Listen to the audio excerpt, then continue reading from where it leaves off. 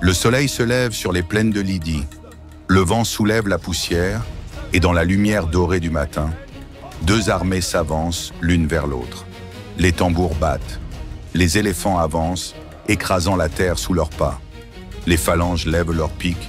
Les trompettes romaines répondent par un cri de fer. Puis vient le choc, un grondement qui fait trembler la plaine entière. Les sarisses s'abaissent, les glaives s'élèvent et la bataille de Magnésia commence. Sous le ciel de Lydie, deux empires s'affrontent pour la dernière fois. L'un va régner sur le monde, l'autre va disparaître à jamais. Au début du IIe siècle avant notre ère, le monde méditerranéen est en pleine transformation. Depuis des décennies, la République romaine étend son influence. Elle a vaincu Carthage, dompté la Macédoine, soumis les cités grecques une à une.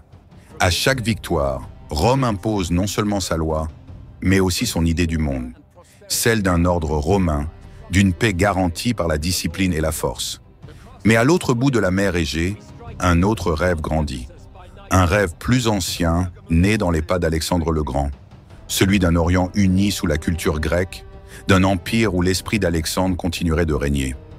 Ce rêve porte un nom, Antiochos III, qu'on appelle le Grand. Roi de l'empire séleucide, il gouverne des terres immenses, de l'Anatolie jusqu'aux frontières de l'Inde.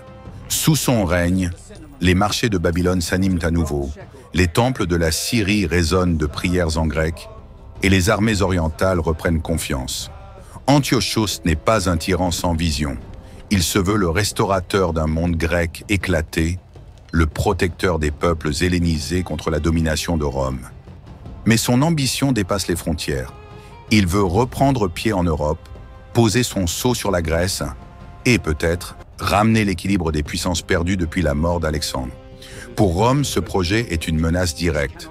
Les sénateurs voient dans l'expansion séleucide non pas un rêve d'unité, mais un défi à leur autorité grandissante. L'idée qu'un autre souverain puisse parler au nom des Grecs leur semble intolérable. La tension monte lorsque Antiochos intervient en Grèce, en soutenant la Ligue étolienne, une coalition de cités qui refuse la tutelle romaine. Les légats romains exigent qu'il retire ses troupes, qu'il abandonne ses prétentions sur les territoires au-delà de l'Asie. Antiochos répond avec fierté « Les Grecs sont libres, Rome n'est pas leur maître ».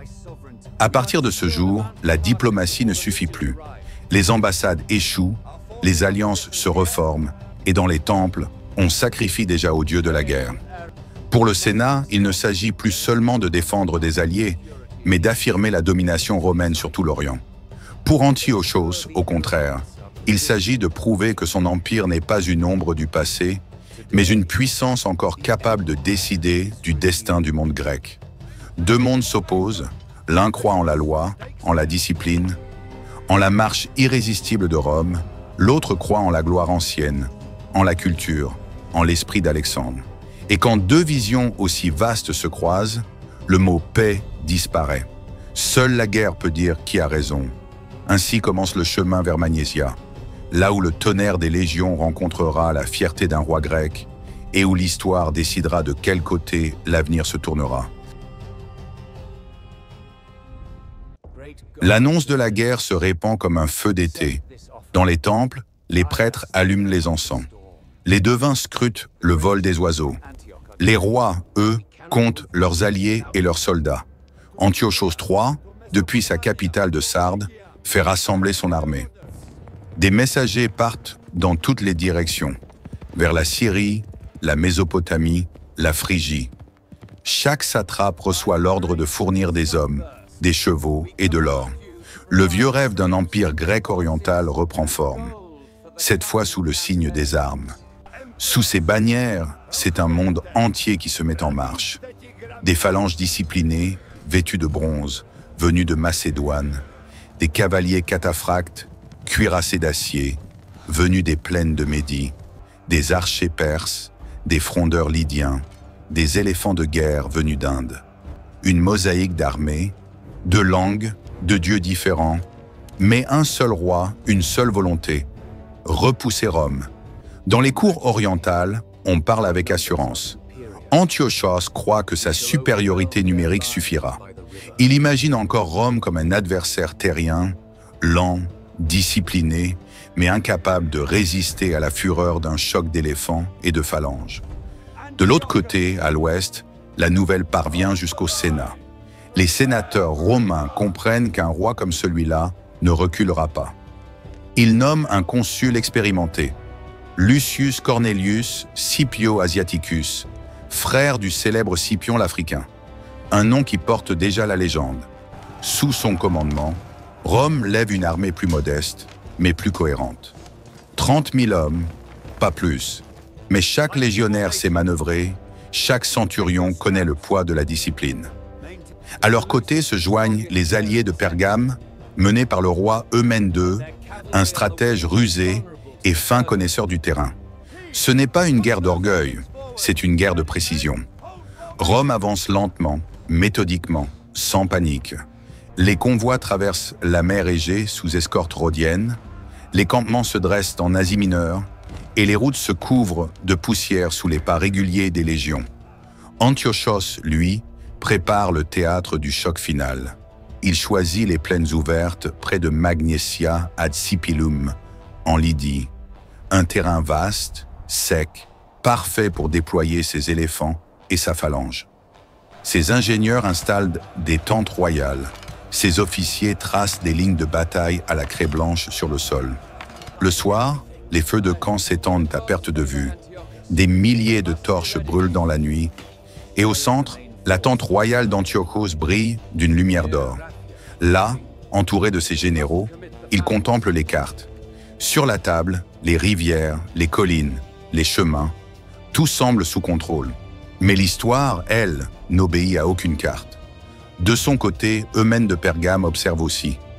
Il sait que le terrain choisi favorise les éléphants et la masse séleucide. Mais il connaît aussi leurs faiblesses. Les éléphants s'affolent facilement. La phalange, si solide de face, devient vulnérable sur les flancs. Et il sait que les Romains excellent là où les autres s'effondrent, dans la cohérence, la patience et la coordination.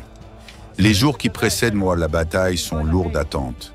Les éclaireurs rapportent des rumeurs, les forgerons travaillent sans relâche, les prières montent vers Mars et Apollon. À la tombée du soir, les deux armées peuvent déjà voir les feux de l'ennemi scintiller à l'horizon. La guerre n'est plus une idée, elle est là, tangible, suspendue entre deux camps, prête à s'abattre comme une tempête. L'aube se lève sur les plaines de Lydie. Le brouillard du matin s'accroche aux collines et dans le silence suspendu, on entend à peine le claquement des étendards. Deux armées face à face, deux mondes, et entre eux, un souffle de vent, comme la respiration du destin. Antiochos III a disposé ses forces avec soin. Au centre, sa fierté, la phalange macédonienne, 16 rangs serrés de piques étincelantes, boucliers relevés, casques polis sous la lumière pâle. Autour d'elle, les éléphants de guerre, 54 bêtes géantes, leurs défenses gainées de bronze, leurs tours de bois chargés d'archers indiens. Sur les ailes, la cavalerie lourde, les cataphractes de Médie et les gardes royaux syriens, flanqués de cavaliers légers d'Arabie et d'Arménie. Antiochos se tient sur une colline, drapé dans un manteau pourpre, les yeux fixés sur le brouillard. Il attend que le soleil se lève complètement. Ce sera le signal. En face, les Romains se déploient lentement. Le consul Scipio donne peu d'ordres. Il laisse les centurions manœuvrer. Les légions forment leur manipule en quinconce. Un damier vivant, mobile, discipliné. Sur la gauche, Eumène II de Pergame place sa cavalerie et ses archers. Sur la droite, des troupes auxiliaires et des balistes légères. Le silence dure. Puis un corps de bronze retentit. Les éléphants avancent. Le sol tremble. Leurs pas s'enfoncent dans la terre sèche. Les archers indiens décochent leurs flèches. Les frondeurs lydiens lancent leurs pierres. Le ciel se remplit d'un bourdonnement aigu et la première ligne romaine ploie sous la grêle. Mais Eumène était prêt. Sur l'aile gauche, il ordonne à ses cavaliers de harceler les éléphants. Des flèches sifflent, des torches sont lancées, les bêtes s'agitent, furieuses. L'une d'elles s'écarte, renverse des hoplites. Une autre, blessée, recule sur la phalange. En quelques instants, l'ordre parfait du centre séleucide vacille. Antiochos serre les poings. Il ordonne à sa cavalerie de droite d'intervenir. Les cataphractes s'élancent, leurs lances baissées. L'impact est terrible. Les cavaliers de Pergame plient, reculent. Certains s'enfuient vers les lignes romaines. Eumène se replie méthodiquement, feignant la panique, attirant l'ennemi plus loin sur le flanc. Au centre, les légions avancent. Pas rapide, bouclier levé, javelot prêt. Le contact avec la phalange se fait dans un bruit sourd, le choc du fer, le cri des hommes, le mugissement des éléphants. Les sarisses des phalangites s'abaissent en un seul mouvement. Les premières rangées romaines sont repoussées, plusieurs hommes transpercés avant même de pouvoir frapper. La ligne romaine ondule, se reforme, puis revient à la charge. Les manipules tournent, contournent, cherchent un espace entre les piques. Antiochos croit voir la victoire s'approcher. Du haut de sa colline, il lève son sceptre doré. Les tambours battent, la phalange avance, régulière, invincible. Mais sur les ailes, tout n'est pas sous contrôle. À gauche, les éléphants fous dévastent leurs propres troupes. À droite, la cavalerie séleucide poursuit Eumène, trop loin du centre, laissant un vide grandissant entre les lignes. Les Romains, eux, observent. Scipio ne se précipite pas. Il attend. Il sait que la bataille d'un roi n'est jamais celle de ses soldats. Et qu'un roi impatient finit toujours par s'éloigner de la victoire qu'il croit saisir. Le soleil monte. La brume se dissipe. Le champ de bataille se révèle dans toute sa clarté. Les deux armées désormais emmêlées dans un chaos de poussière, de cris et de sang. Les légions tiennent bon. Les phalanges poussent, avancent, enfoncent leurs piques. Les Romains reculent de quelques pas, puis reviennent, implacables, serrés, silencieux. Antiochos décide alors de frapper lui-même. Il monte à cheval, tire son épée et avec ses gardes royaux, charge sur la droite romaine. Le fracas du choc se répercute dans toute la plaine. Les boucliers éclatent, les chevaux se cabrent, et un nuage de poussière avale les hommes. C'est le roi lui-même qui mène l'assaut. Et pendant un instant, la fortune semble tourner en sa faveur. Mais la bataille n'est pas terminée, et ce qui paraît être un triomphe n'est peut-être que le début d'un piège. Antiochos galope au milieu du tumulte. Autour de lui, la poussière cache tout. On ne distingue plus le ciel du sol, ni les alliés des ennemis. Son épée brille sous le soleil de midi. À chaque coup, il croit redonner courage à ses hommes. Les Romains ploient, mais ne rompent pas. Leurs lignes se reforment, solides, silencieuses. Chaque légionnaire recule d'un pas, se replace et transforme la mêlée en mur d'acier. La charge royale perd son élan. Les chevaux fatigués hennissent, les cataphractes s'éparpillent. Antiochos cherche du regard la bannière de Pergame. Il la voit, loin, très loin, et comprend qu'il est allé trop loin. Derrière lui, son centre chancelle. Les éléphants affolés piétinent les phalangites, brisent les rangs, renversent les enseignes. Les longues piques se cassent, s'en mêlent. Les cris se mêlent au rugissement des bêtes. Le roi tire sur les rênes. Il veut revenir, regrouper son armée, mais le champ de bataille n'est plus qu'un nuage de poussière et de panique. Ses ordres se perdent dans le vacarme. Personne ne l'entend. Eumène II voit le moment. Depuis son flanc, il observe le centre séleucide disloqué. Il ordonne la contre-attaque. Les cavaliers de Pergame reviennent au galop, frappent le flanc exposé de la phalange. Scipio, de son côté, donne enfin le signal. Les légions avancent. Les trompettes sonnent, les javelots volent. Les manipules se faufilent dans les brèches ouvertes par les éléphants. Là où les longues piques sont inutiles, le glaive romain devient roi. Le combat tourne.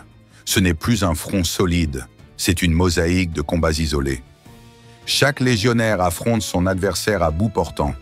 Le sol devient glissant, rouge. Les cris s'étouffent dans le métal. Antiochos tente de rallier ses troupes. Il brandit son épée, crie son nom, mais la poussière l'engloutit. Personne ne le reconnaît. Son armée ne voit plus un roi, seulement des hommes qui tombent. et la peur qui monte. Sur l'aile gauche, la cavalerie séleucide voit la déroute. Les premiers fuient, puis les seconds, puis c'est la panique. Le murmure devient clameur, et la clameur, une marée de fuite. Antiochos comprend. Il tourne la tête, regarde une dernière fois vers le centre. La phalange, jadis invincible, n'est plus qu'un mur brisé. Des bannières tombent, des boucliers gisent dans la poussière, et les éléphants, blessés, s'enfuient vers le nord. Le roi n'a plus le choix. S'il reste, il meurt pour rien. S'il s'enfuit, il garde au moins la vie et l'espoir d'un retour. Il serre les dents, enfonce ses talons dans les flancs de son cheval et, entouré de quelques gardes, il disparaît dans la brume de la défaite. Derrière lui, la bataille continue sans lui.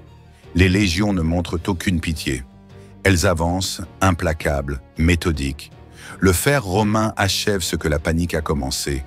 Quand le soleil descend sur Magnésia, les plaines de Lydie ne sont plus qu'un champ d'ombre. La poussière se pose lentement, révélant des milliers de corps, et le silence revient, comme si la terre elle-même retenait son souffle. Quand la nuit tombe sur Magnésia, le vent souffle à travers les plaines désertes.